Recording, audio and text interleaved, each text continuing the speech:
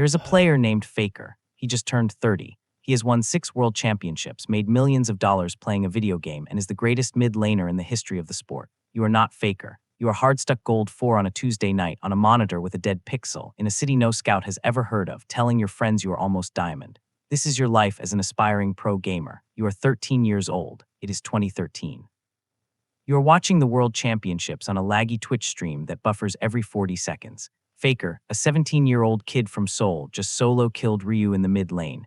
Zed mirror, 1 health bar to 0. The crowd in LA loses their mind. You feel something snap into place in your chest.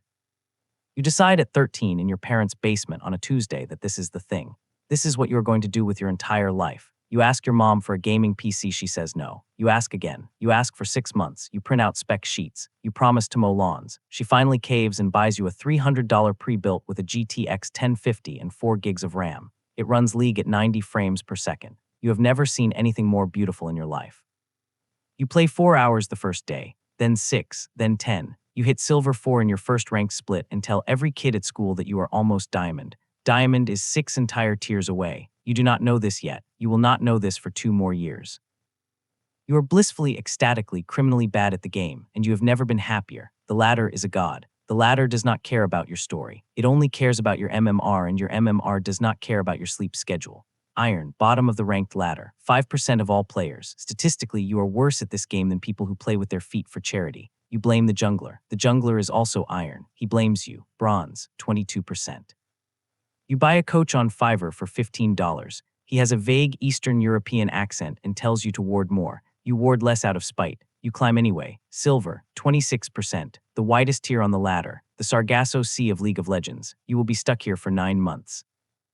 You will tell people you are almost gold. You are not almost gold. You are exactly silver. Gold, 20%. You finally get the chroma border and the year-end skin. You frame screenshot it. You set it as your phone wallpaper. Your mom thinks the wallpaper is a dragon. It is a dragon. You think you are good now. You are not good now. You are average, platinum, 13%. The first rank where the games start to feel like surgery. You stop playing other games. You uninstall Steam.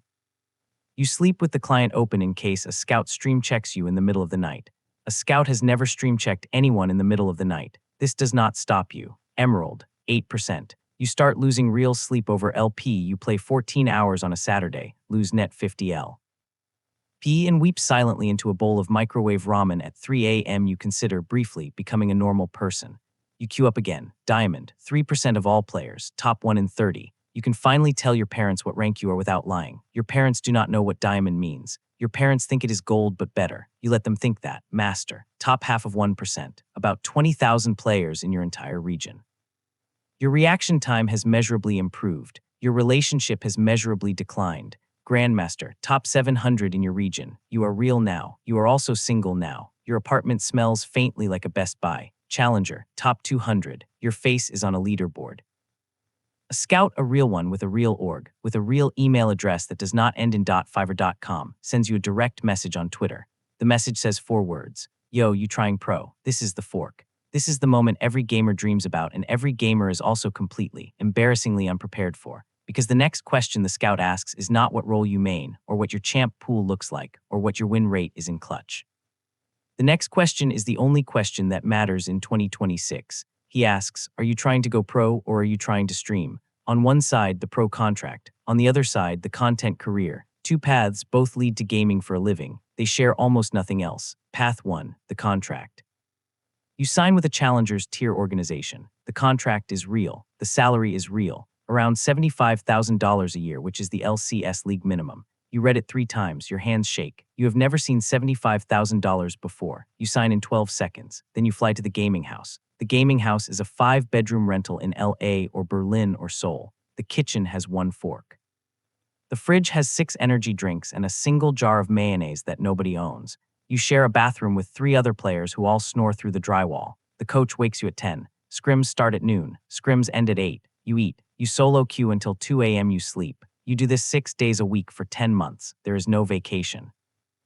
Vacation is for people whose careers last past 25. The average pro retires at 24. Read that again. 24. Path 2. The stream. You ignore the scout. You open OBS, you stream to 12 viewers. 11 of them are bots. The one human is your mom. You stream for 2 years. You play characters that make you yell. You build a face cam personality. You wear the hood. You drop a catchphrase. You sit at 12 viewers for 730 straight days.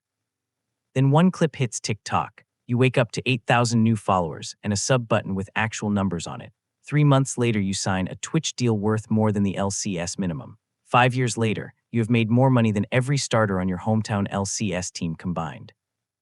You also are not a pro. You will never be a pro. The real pros sneer at you in solo queue lobbies. The fans call you a clown. The orgs do not invite you to player parties. You make 7 figures and nobody on Reddit respects you. You are rich and you are fake, or are you? Because Tyler 1 was banned from the game for 19 months and came back as the biggest league streamer of his generation. I'm Cutie Pie quit competitive play and outturned half the LCS for a decade. Shroud retired from CS at 24 and now signs 8-figure deals. Meanwhile, the average LCS starter washes out at 24 with no degree, no savings, and a YouTube channel his ex made him. So which one is the real pro? The kid signing the contract that will burn him out by 25, or the kid streaming to bots until the algorithm finally notices? Pick one. Defend it in the comments. There is no third option. Now let me tell you what the contract actually says, because nobody told you and the scout sure is not going to. When the LCS franchised in 2018, the buy-in fee was $10 million per team. New entrants paid 13. The orgs paid it because they thought esports would be the next NBA. It was not the next NBA by 2024. The LCS had shrunk from 10 teams to 8. TSM, the most decorated North American org of the last decade, quit league entirely. 100 Thieves left competitive play. FaZe Clan, once valued at $1 billion, got delisted from the NASDAQ for less than $1 a share. The orgs that signed you are losing money on you. They need you to make them look good, sell jerseys, post 20 TikToks a month, and chug an energy drink on stream that tastes like blue. Your salary, the $75,000, gets eaten alive. 15% off the top to your agent. 22% federal income tax. State tax in California is another 9.3. The gaming house is technically free, but the gaming house is also the gaming house, where the only food group is mayonnaise. You take home around $40,000 in your first year as a real, signed professional gamer. $40,000 to play the game you love, 60 hours a week, with 3 roommates, no privacy, no weekends, and a coach who makes you VOD review your every death like you are a quarterback in February. Meanwhile, the streamer in Path 2, the one nobody respects, signed an exclusivity deal at year 3 for $300,000 a year guaranteed. Plus subs, plus bits, plus YouTube ad rev, plus a sponsorship from a gaming chair company that pays him to sit in a chair. He was going to sit in a chair either way. This is not a debate about skill. The pro is better at the game. Obviously, this is a debate about leverage. The pro has none. The streamer has all of it. Which is why in 2026, half the pro scene is quietly trying to become streamers, and 0 streamers are quietly trying to become pros. Take a wild guess why. Say you take Path 1 anyway. Say you sign. So you make it onto the LCS stage in front of 1,800 fans in the arena and 300,000 watching on Twitch, with a camera tracking your face for the inevitable focus shot when your team loses Baron. Year 1, you go 6-12 in the regular season. You get benched in week 8. You watch your replacement get a pentakill from the bench. You clap politely. Year 2, your contract is not renewed. Year 3, you tweet a retirement announcement at 23 years old. The tweet gets 4,000 likes. The replies are kind.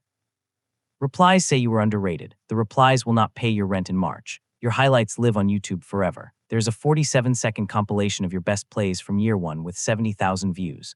The top comment says you carried that team. You carried nothing. You were 6-12. But somewhere in a basement in a city you have never heard of, a 13-year-old is watching that compilation right now. He is on his $300 pre-built. He is sleep-deprived.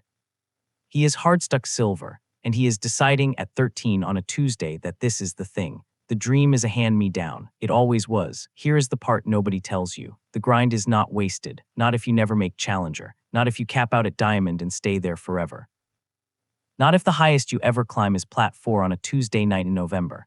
Faker started in his bedroom in Seoul. He is 30 years old this year and just won his 6th World Championship. Every challenger on every leaderboard started exactly where you are right now. Hard-stuck gold, sleep-deprived, with the absolute mathematical certainty that you are different. That you are the one, that you are the exception. You are not the exception, statistically, but statistically, neither was Faker.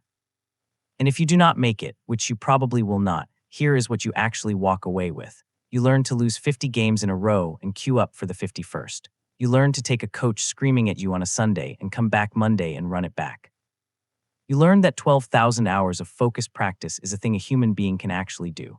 Most people never find a thing they care about that much. You found it at 13. School does not teach you that. The job you eventually take, the one with the desk and the meetings and the manager who calls you sport, does not teach you that. The latter did. And the latter is the only thing that ever could have. If this hits, subscribe. I'm building a whole series on the lives nobody warned you about. Drop your peak rank in the comments. I want to see how high this audience climbed. And answer the real question, the one the scout never let you off the hook for. Pro contract or streamer career. Pick one, defend it. The comments are about to get violent. I will see you in the next life.